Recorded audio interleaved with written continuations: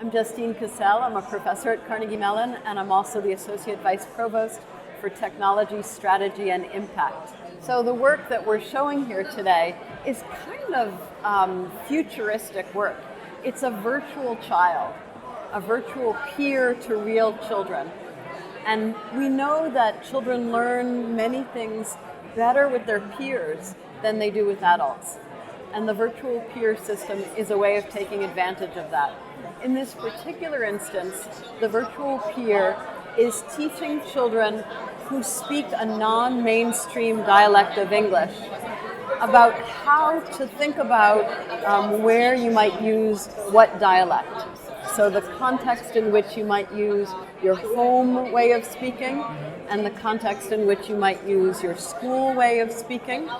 And at the same time, what that notion of different styles of speaking has to do with scientific language and everyday language. So at the same time, we're helping children understand that in the school, you might want to use school English, and in science class, you might want to use evidence to support your hypotheses.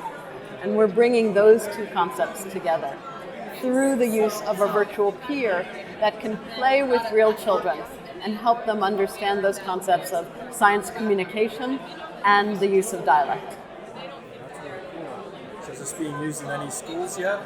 We've been testing it in a number of Pittsburgh schools, and it's met with a lot of favor from kids. Kids love it. They find this exciting, and we see how engaged they get with the virtual peer, and they say, no, that's not the way to do it. I'll help you with this.